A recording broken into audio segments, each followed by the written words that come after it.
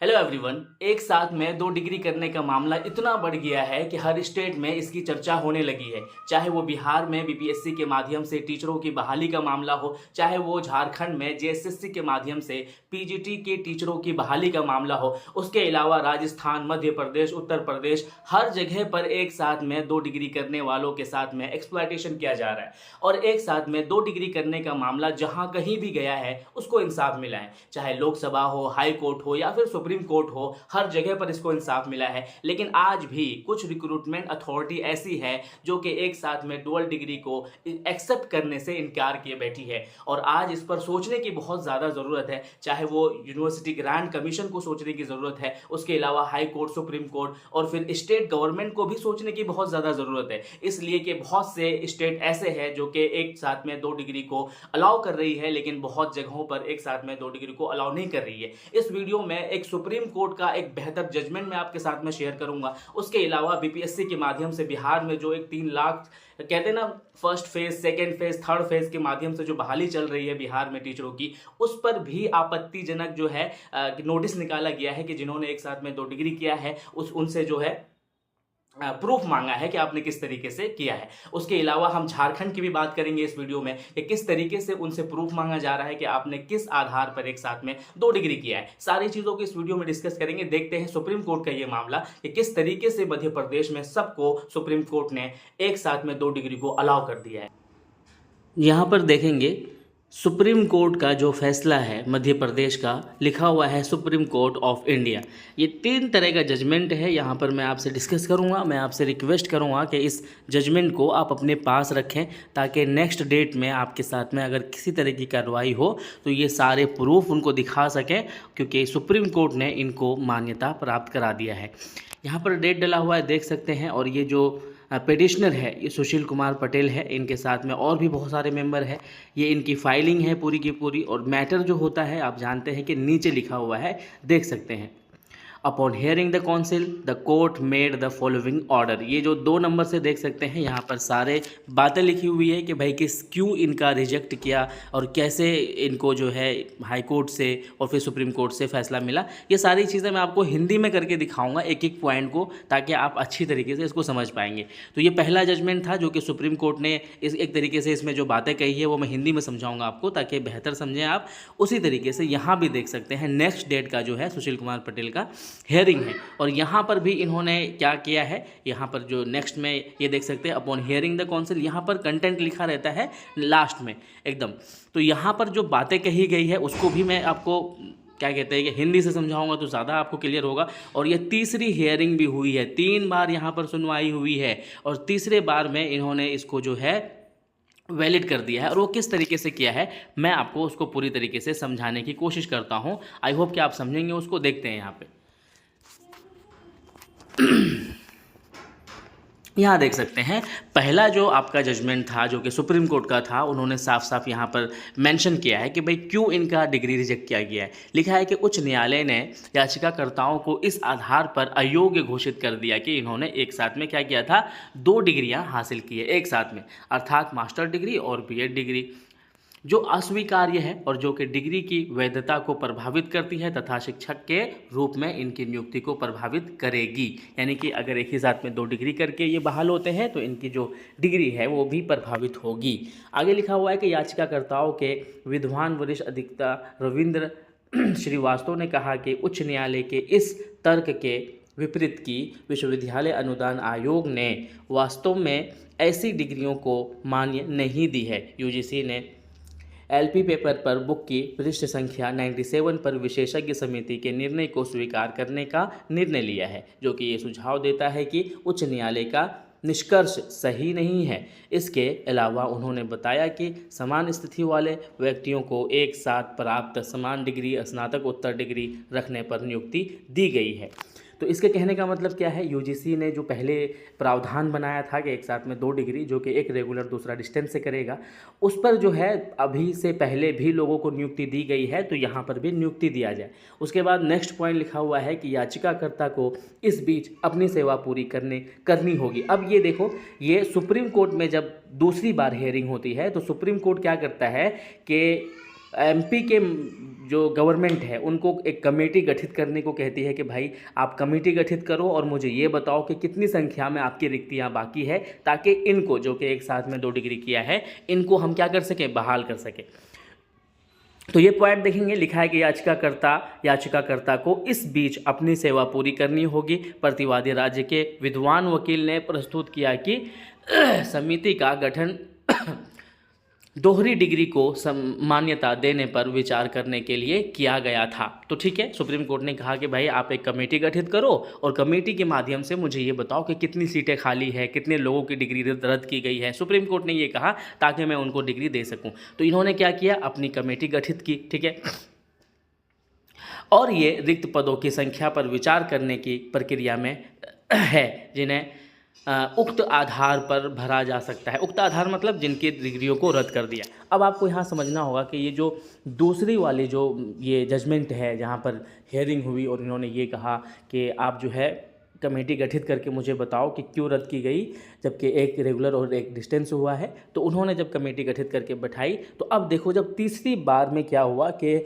मध्य प्रदेश के recruitment authority को ये समझ में आ गया कि सुप्रीम कोर्ट से डुअल डिग्री को क्या मिलेगा, जजमेंट की इंसाफ मिल जाएगा। तो इन्होंने क्या किया, इन्होंने अपनी याचिका ही मतलब कि वापस ले ली, क्योंकि इनको पता चल गया था सुप्रीम कोर्ट ये कह रही है कि भाई आप जितनी रिक्तियाँ बची है उसमें इन बच्चों को बहाल कर दो। अब देखो लास्ट पॉइंट में क्या हुआ, देखो याचिकाकर्ताओं के विद्वान अधिवक्ता ने दलील दी है कि विशेष अनुमति याचिकाओं को वापस लेने की अनुमति दी जाए। यानी कि यहाँ से क्या हुआ कि कोर्ट ने ये कह दिया, यहाँ के गवर्नमेंट ने ये कह दिया कि भाई हम क्या करते हैं, अपनी याचिका को वापस लेते हैं, इसलिए कि इन्होंने समझ लिया था कि क्या हुआ है, यहाँ पर सुप्रीम कोर्ट सबको परमिशन दे रहा है, और अगर ये परमिशन मिल जाती और इसका जो जजमेंट बाहर आ जाता तो ये सब के लिए बहुत बेहतर साबित होता और ये बहुत ज़रूरी था होना, लेकिन नहीं हो पाया। खैर, ये सारे जो प्रूफ है मेरे ग्रुप में मिल जाएंगे। मैं आपको इसके डिस्क्रिप्शन में अपना नंबर, अपना ग्रुप और अपने जितने भी पीडीएफ है, चाहे वो हाई कोर्ट का, सुप्रीम कोर्ट का, चाहे वो यूपी उत्तर प्रदेश का भी मैंने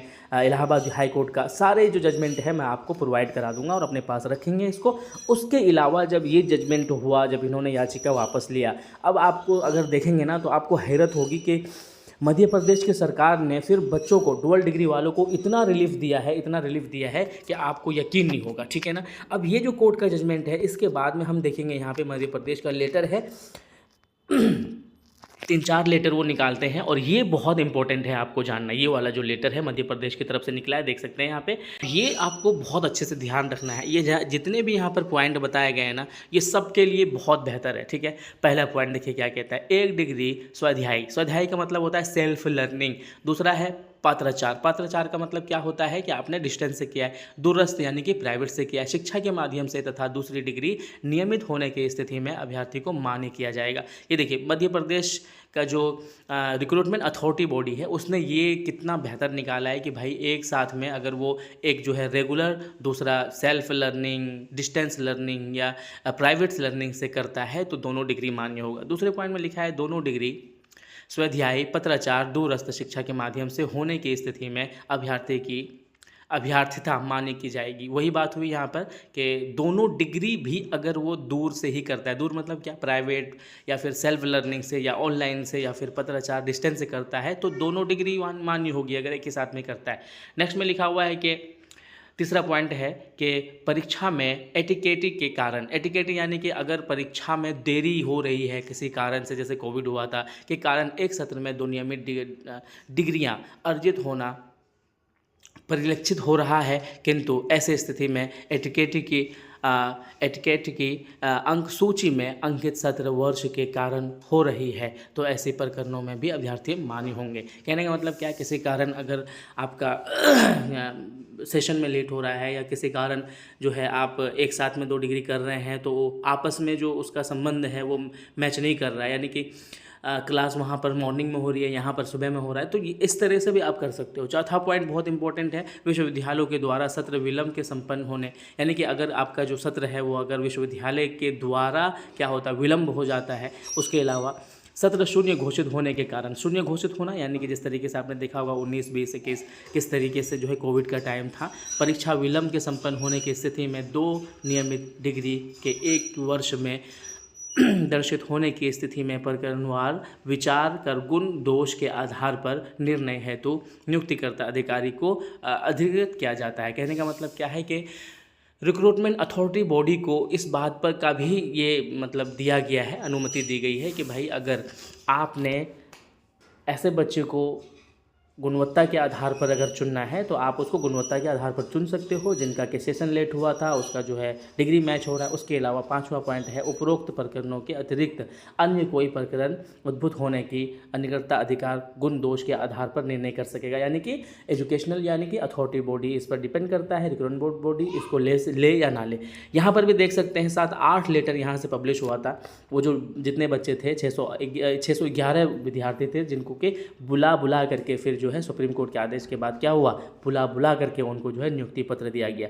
तो हम लोगों को भी इसी क्या कहते हैं कि इसी तरह से अब एकजुट बना के रखना है, एक दूसरे के साथ में बने रहना है। उसके अलावा अगर ट्विटर कैंपेन चलाना पड़ा या फिर हम लोग को जाना पड़ा तो हम लोग सब चीज़ करने के लिए तैयार है। देखो भाई अभी के टाइम में जो है आपको अधिकार जो है ऐसे ही बैठे नहीं मिल जाएगा, आपको अपनी आवाज़ उठाना पड़ेगा। तो मैं आपसे इस वीडियो के माध्यम से रिक्वेस्ट करता हूँ कि आप अपनी आवाज़ मिल करके उठाएँ, ग्रुप से जुड़ें, हर तरह की चीज़ें वहाँ प्रोवाइड की जाती है। उसके अलावा अब देखेंगे हम लोग जो बिहार में इस तरीके से मामला आया है, बिहार में बीपीएससी के माध्यम से जो टीचरों की बहाली चल रही है उस पर भी नोटिफिकेशन आया है। और ये बिहार का 2 नोटिफिकेशन है जिसमें कि डुअल डिग्री से रिलेटेड बात हुई है। ये देखिए हमारे सामने है कार्यालय जिला शिक्षा पदाधिकारी दरभंगा का, और ये नोटिफिकेशन है 3/7/2018 का, जिसमें एक रेगुलर और दूसरा डिस्टेंस या प्राइवेट से करने की अनुमति दी गई है। एक बार आप इसको देखिए और अपने पास में भी रखिए। दरभंगा जिला अंतर्गत अतिथि शिक्षकों की सेवा प्राप्त करने हेतु दिनांक 3/7/18 को काउंसलिंग में शामिल अभ्यर्थियों का विषयवार एवं कोटिवार मेधा सूची प्रकाशित किया गया था, जिसमें एक ही सत्र में बीएड एवं एमए एमएससी डिग्री प्राप्त करने वाले अभ्यर्थियों का नाम सूची में प्रकाशित नहीं किया गया था। ठीक है, अब उसके बाद देखिए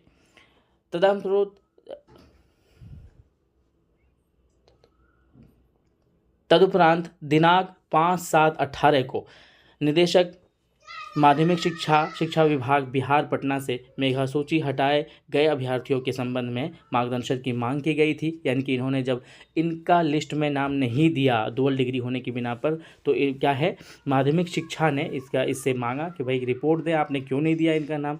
मार्गदर्शन प्राप्त नहीं होने की स्थिति में आज दिनांक 6/7/18 को निदेशक माध्यमिक शिक्षा विभाग बिहार पटना से उनके कार्यालय प्रकोष्ठ में हुए वार्ता के क्रम में दिए गए निर्देश के आलोक में जो अभ्यर्थी एक ही सत्र में दूरस्थ शिक्षा एवं नियमित रूप से बीएड एवं एमए एमएससी डिग्री प्राप्त किए हैं उन अभ्यर्थियों का नाम मेधा सूची में जोड़ने तथा जिन अभ्यर्थियों द्वारा एक ही सत्र में नियमित रूप से बीएड एवं एमए एमएससी डिग्री प्राप्त किए हैं उन अभ्यर्थियों का नाम मेधा सूची से हटाने का निर्देश प्राप्त हुआ है। समझ में आ गया आपको?